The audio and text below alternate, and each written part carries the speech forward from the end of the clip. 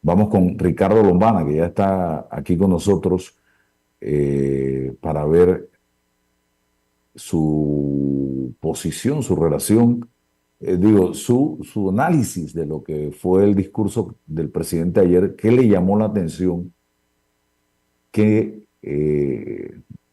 cree posible que se cumpla y qué cree usted que es más de lo mismo. Bienvenido, don Ricardo. Micrófono, vamos a ver. Ahí está, adelante. Buenos días, Álvaro, ¿cómo estás? Muy bien, feliz año. Igualmente para usted y para toda su audiencia. Gusto en saludarlos.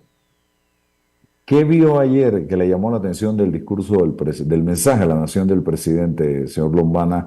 ¿Y qué ve usted como más de lo mismo o cosas que realmente tienen sustento? Bueno, yo siempre he dicho, Álvaro, y creo que tú me has escuchado muchas veces, que me gusta más cuando hay acciones y no palabras, ¿no? Yo creo que en términos de discurso, fue un buen discurso, si lo vemos como discurso. Eh, pero si te das cuenta, gran parte del discurso fue dedicado, te lo puedo dividir en dos o tres aspectos. Una primera parte que es normal en justificarse por lo mal que encontraron el país, ¿no? Una parte importante del discurso fue sustentada en que estos 6 meses han sido casi que de desenredar nudos y heredar un gran desastre y una gran irresponsabilidad administrativa, de corrupción, etcétera, etcétera, y todo lo que él mencionó, y que les ha costado mucho poder como que empezar a ordenar las cosas. O sea, una parte del discurso fue justificándose que estos 6 meses eran necesarios para empezar a desenredar lo hecho anteriormente. Es decir, que hasta ese punto de vista ninguna diferencia a lo que tal vez han hecho presidentes anteriores a los 6 meses de haber asumido el gobierno. Algunos lo han continuado hasta el año o 2 años justificando lo anterior. Esperamos que no sea el caso de Mulino. En un segundo aspecto, un listado de expectativas, un listado de acciones e intenciones de lo que se espera de su gobierno de aquí en adelante.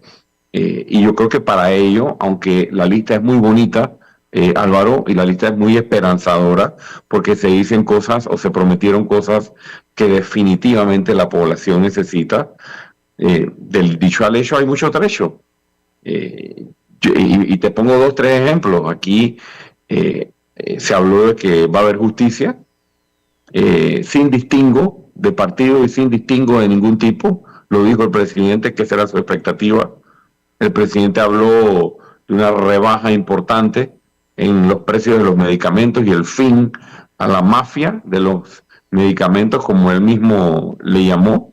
Y Es que asimismo, lo escucho por segunda vez en los últimos dos gobiernos, ¿eh? Lo dijo Cortizo y ahora lo dice Mulino, pero los sí, pero, medicamentos siguen pero, caros.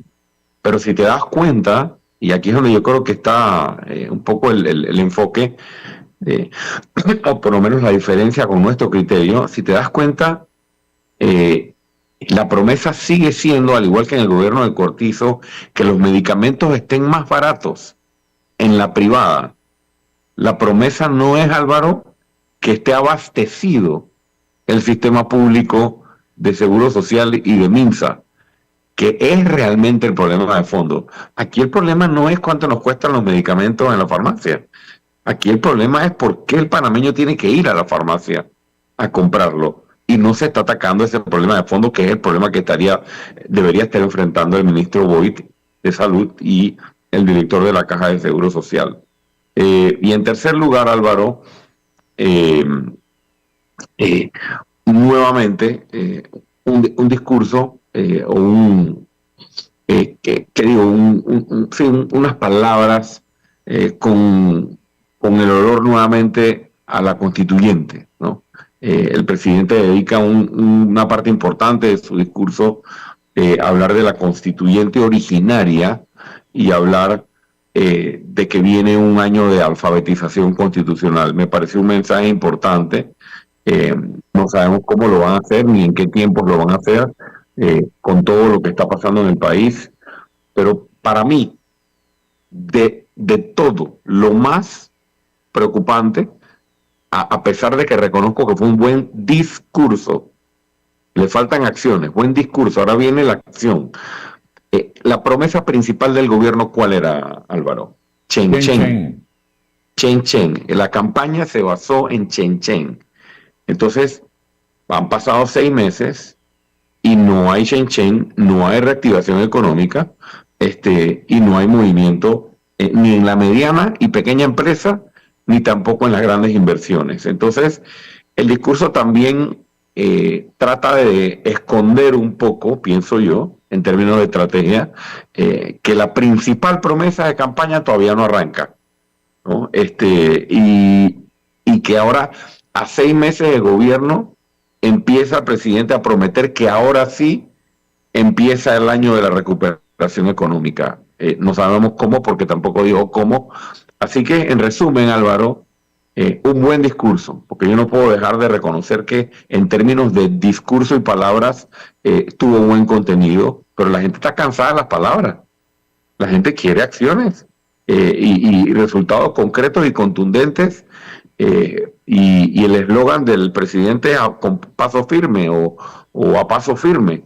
Y seguimos esperando que a paso firme se tomen decisiones. Y me llamó la atención una cosa que anoté, Álvaro.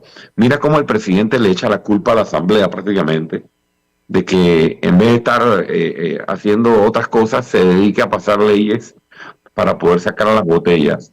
Esto es una excusa. Y lo digo alto y claro, es una excusa porque cobrar sin trabajar o sin tener funciones es un delito. No, y la forma como lo hace, con el descalificando, habló de ciegos, sordos, mudos, gente con presión alta. Me pareció lamentable, pero escudarse de que la Asamblea tiene que pasar nuevas leyes para poder destituir a las botellas. ¿En qué país del mundo? O sea, aquí Álvaro, es delito en Panamá cobrar sin trabajar. Y aquí hay muchísima gente emplanillada o por contrato que cobra sin trabajar. El alcalde Mayer no tuvo que pasar ninguna nueva ley para bajar la planilla y reducir la planilla drásticamente del municipio de Panamá. Él simplemente se paró, como nosotros prometimos en campaña, el primer día de cobro y dijo, ¿dónde está la gente? Y que la gente se presentara y dije, bueno, ¿cuáles son sus funciones? No es que yo no tengo funciones. Bueno, si usted no tiene funciones, usted no puede cobrar un salario del Estado.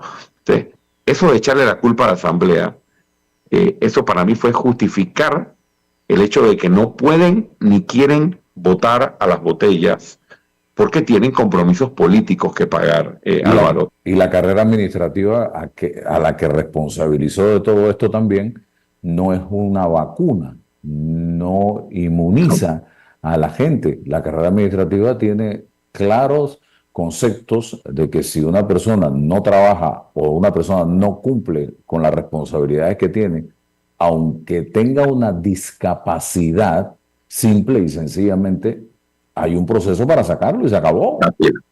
Sí, y por último me gustaría comentarte algo que ha sido recurrente desde que yo estaba en campaña, creo que lo recordará y lo recordará todo el país.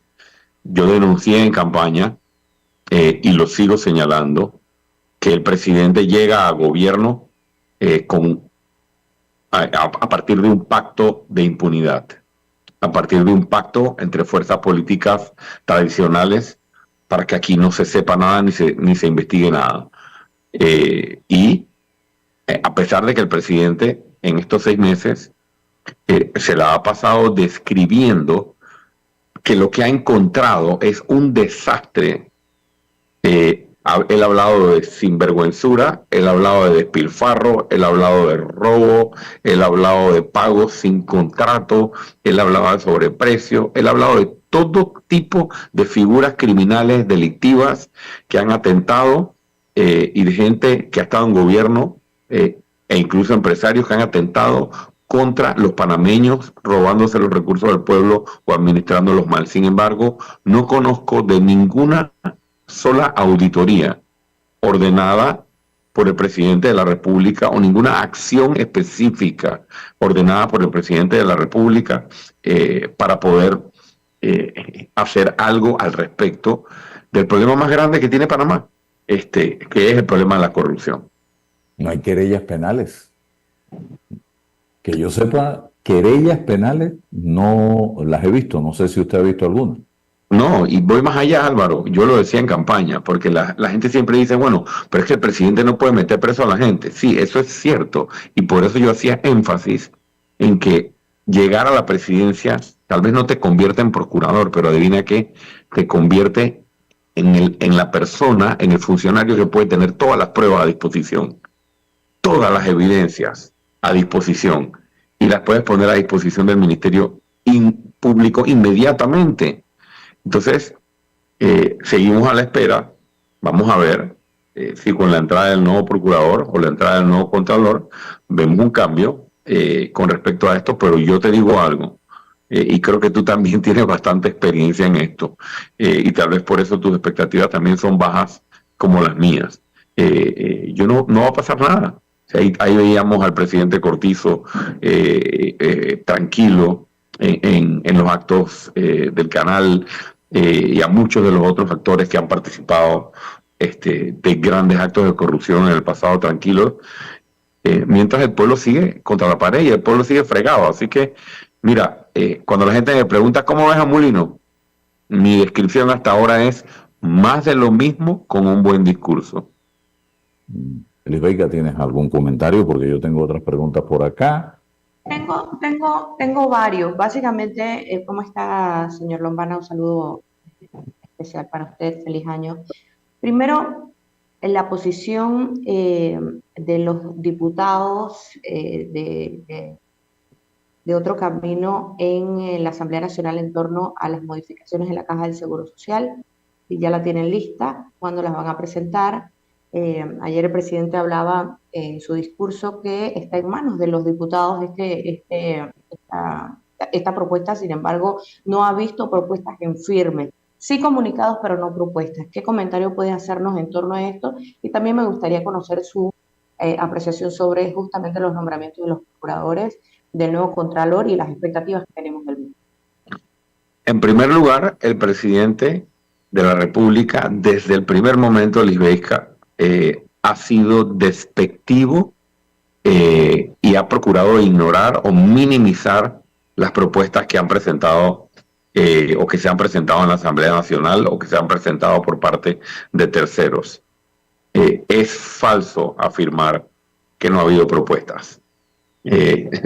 Nosotros hemos presentado propuestas y muchos otros grupos han presentado propuestas de modificaciones de artículos específicos, tanto de modificaciones de fondo en el proyecto de ley, como incluso fuentes alternativas de generación de ingresos que el Estado puede tener para tapar el déficit del programa de IBM. Entonces, eso de que no hay propuestas no es cierto. Yo creo que eso es demeritar y desconocer el trabajo que han hecho muchos panameños y muchas organizaciones. Si te diste cuenta, el presidente incluso fue despectivo a la hora de decir, bueno, que se tomaron un mes para escuchar a la gente y encima se fueron para el interior. O sea, él lo vio como, si te recuerdas cómo lo mencionó, como que bueno, y para acabar de rematar, se fueron pues a pasear allá al interior a escuchar a la gente. Entonces, su actitud ha sido como que nuestro proyecto está bien, nuestro proyecto es correcto y nuestro proyecto es el que es, porque tiene las corridas, porque tiene los cálculos financieros y demás. Eso por un lado. Por otro lado, nosotros no solo hemos entregado propuestas ya, sino que en los próximos días el movimiento Otro Camino va a hacer entrega de un documento con propuestas específicas, tanto de fondo de la ley como los artículos que consideramos que el proyecto o que deben ser modificados o eliminados en el proyecto de ley y lo entregaremos en la Comisión de Salud, que es donde se encuentra ahora mismo el debate o el documento en la Asamblea Nacional, y esperamos que sean tomados en cuenta frente a la discusión que se viene en los próximos días. Y eso será presentado y sustentado también en el Pleno por los diputados del Movimiento Otro Camino. Es decir, que no solo será una postura del partido, del movimiento, presentada en la Asamblea, sino que a través de nuestros diputados se sustentarán y se presentarán dichas propuestas en el Pleno de la Asamblea Nacional. Ricardo, ¿hay diferencias dentro de la bancada de Moca con usted? Y le pregunto porque la diputada del partido Movimiento Otro Camino, Grace Hernández, aseguró que el líder de su partido, Ricardo Lombana, no puede decirle a ella cómo votar en la Asamblea Nacional. Somos un equipo de trabajo y nosotros conversamos con Ricardo Lombana, pero él no puede decirme a mí cómo quiere que yo vote. Por otro lado, si hay diferencias entre Moca y Vamos en este momento, porque hemos visto una especie de choque de trenes entre algunos diputados de la coalición Vamos y diputados de Moca e incluso diputados de Vamos con Ricardo Lombana. ¿Qué está pasando cuando la gente estaba de una u otra manera depositando su confianza en que ustedes se iban a mantener, aunque fueran de dos equipos diferentes, unidos en defensa de los intereses del pueblo panameño? ¿Quién no está haciendo las cosas correctamente?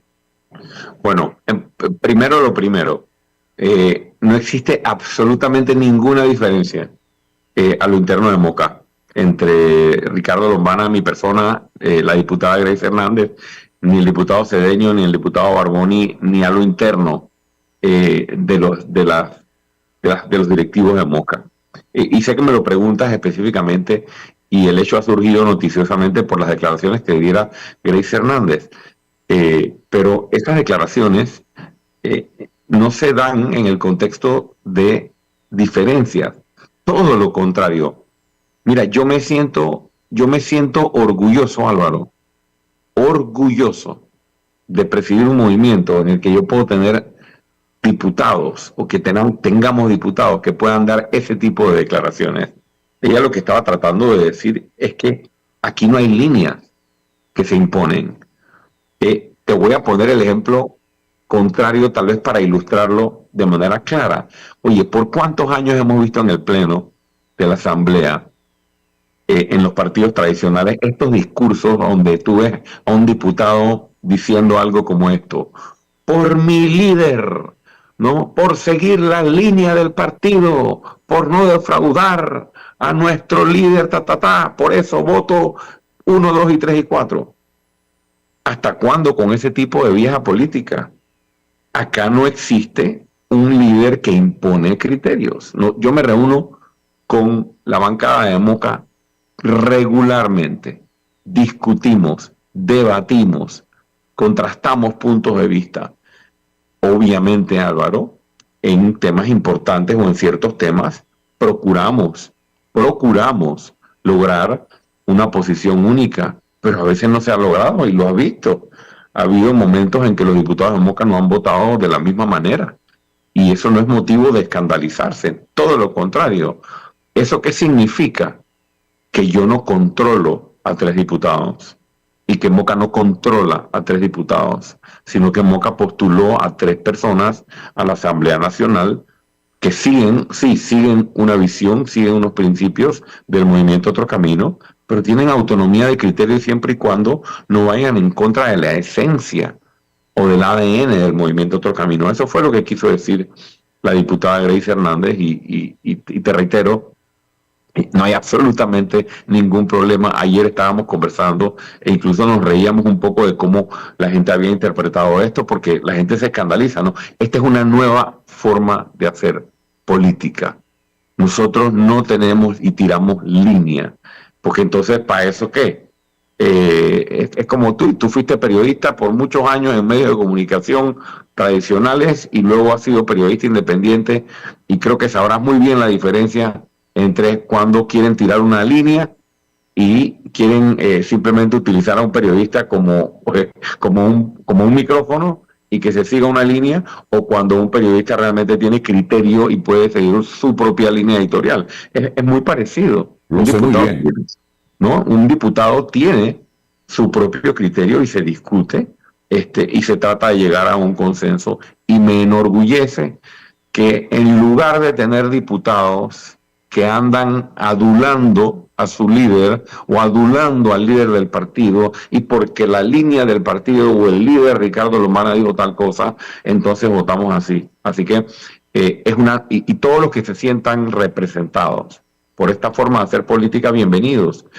Así que no existe ninguna diferencia. Y con respecto a la coalición Vamos, yo no tengo ninguna diferencia con la coalición Vamos. Definitivamente hubo cruces, hubo intercambios, porque yo hice unas declaraciones ante la pregunta que me hizo un periodista sobre la Caja de Seguro Social.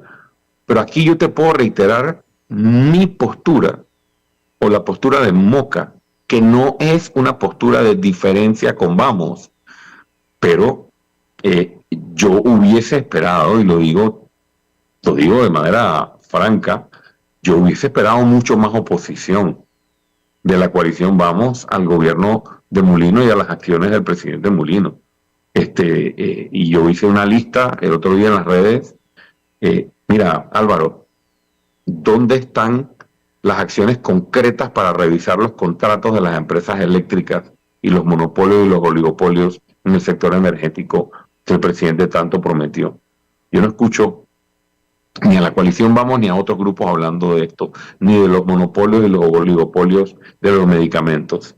Aquí nadie ha cuestionado, ni la coalición Vamos ni nadie, la designación de familiares cercanos del presidente Mulino en el servicio exterior, ¿no? Como se ha hecho siempre, ¿no? Y ahí me enteré también ahora de otros nombramientos, tanto del señor Ventura Vega en la Contraloría y el hijo del señor Ventura Vega en otro cargo importante en el gobierno. Las notarías siguen repartidas para figuras políticas que están detrás de las notarías recibiendo beneficios. Los consulados siguen repartidos, ¿no? A personas donantes de campaña o personas allegadas a sectores políticos. El pacto de impunidad, el pacto de impunidad de no tocar a nadie. Entonces, yo no puedo, por un lado, decir que soy oposición férrea al sistema, y por otro lado estar allá en la presidencia, sentado con Benicio Robinson, con Yanivel Ábrego y con el presidente de la República, negociando a ver cómo se soluciona el tema del proyecto de ley de la Caja de Seguro Social. El presidente Mulino dijo lo siguiente, Álvaro: en la Caja de Seguro Social hay una mafia. Esta es la discusión que el país quiere tener. ¿Cómo vamos a sacar la mafia de la Caja de Seguro Social? Y no que si el artículo tal del proyecto o el artículo tal del proyecto. Las mafias no se sacan con proyecto de ley solamente, se sacan con determinación política. Entonces yo hice estas declaraciones y me referí a que Vamos, o la coalición Vamos, estaba en presidencia negociando un proyecto de ley. Nunca dije que lo estaban haciendo bajo la mesa. Eso creo que alguien lo sacó de contexto, pero sí que estaban allá negociando, y que nosotros no estábamos invitados a esa mesa. Y yo creo que la razón por la que no estamos invitados a esa mesa es porque nuestra postura ha sido clara, ¿no? El gobierno tiene que dar muestras fehacientes, muestras claras de que va a combatir la mafia dentro de la Caja de Seguro Social, porque si no, adivina qué, tendremos un nuevo proyecto de ley y una nueva ley, pero a los mismos de siempre, haciendo las mismas sinvergüenzuras de siempre dentro de la Caja de Seguro Social. Así que para mí no se trata de diferencias con Vamos, a mí se trata de que nosotros estamos haciendo oposición y no estamos dejando de pisar los callos que hay que pisar. Y no lo vamos a dejar de hacer por conveniencia política, ni vamos a dejarlo de hacer porque estamos reuniéndonos con el presidente o estamos allá tratando de hacer un cogobierno con el presidente Mulino. Bueno, pregunté hace unos minutos, señor Lombana, sobre su apreciación sobre el nombramiento de los nuevos procuradores y mucho más sobre el nuevo contralor. Y se la reitero justamente por lo del pacto de impunidad que acaba de mencionar. Tenemos importantes expectativas desde la Contraloría y desde las respectivas procuradurías. ¿Qué nos puede decir al respecto? Y le agrego yo a esa pregunta de Lisbeica, muy interesante, por cierto. Tenemos un procurador un contralor, perdón, que acaba de salir del puesto, echándose flores y con alfombra roja por la puerta de la Contraloría. Y prácticamente yo decía el día que salió, con todo eso que vi, pongámosles el nombre del señor a la Contraloría. Porque, wow, Y a la avenida Balboa, por ahí mismo. y a la avenida Balboa. Y lo otro que quería añadirle al tema es que el presidente Mulino tiene a su alrededor gente vinculada al negocio de los medicamentos. Eso todos lo sabemos. Los dos planteamientos, el de Lisbeica y el mío. Mira, varios temas en la misma caja o en la misma pregunta. Sobre el procurador nuevo y sobre el nuevo contralor, grandes expectativas, pero sin duda que grandes expectativas. Pero, ¿qué puedo opinar yo ahora mismo si no hemos visto nada? Están tomando posesión de sus cargos, están entrando en sus cargos, eh, y yo creo que hay que darle su espacio para que actúen.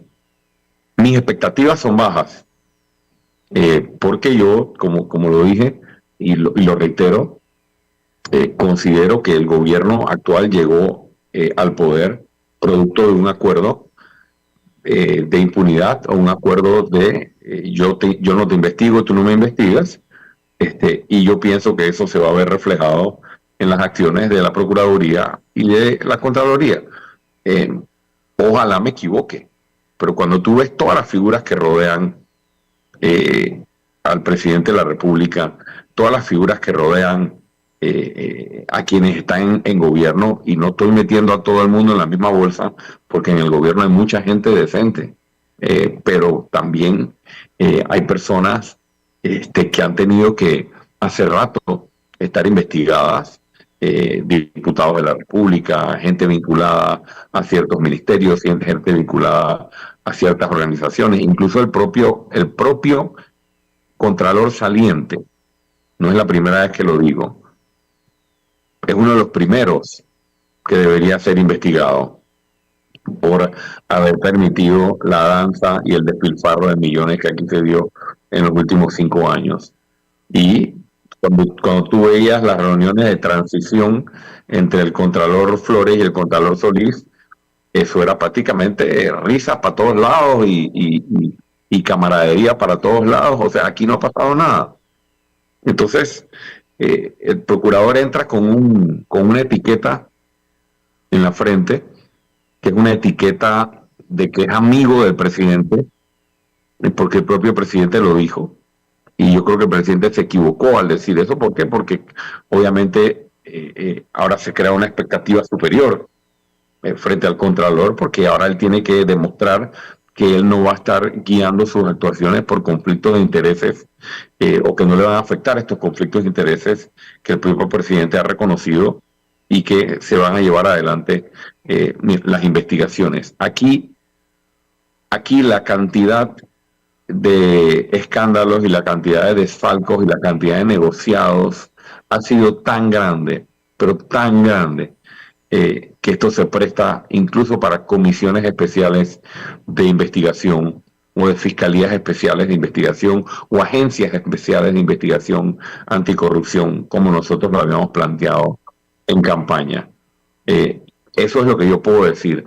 No puedo juzgar, Lisbeica y Álvaro, porque todavía no hemos visto acciones, pero no me extraña que veamos un par de curitas, ¿no? Un par de auditorías por aquí, un par de auditorías por allá, pero al final los mismos de siempre, danzando en el mismo baile de siempre, y con los mismos beneficios de siempre, y esa es lastimosamente, los pactos y los acuerdos a los que se llegan en la política tradicional para mantenerse en el gobierno. Bueno, don Ricardo, gracias por estar con nosotros en la mañana de hoy aquí en Noticias 180 Minutos. Que tenga excelente día. Saludos. Igualmente, gracias Álvaro y gracias Lubeca. Feliz año. Bien, gracias igualmente.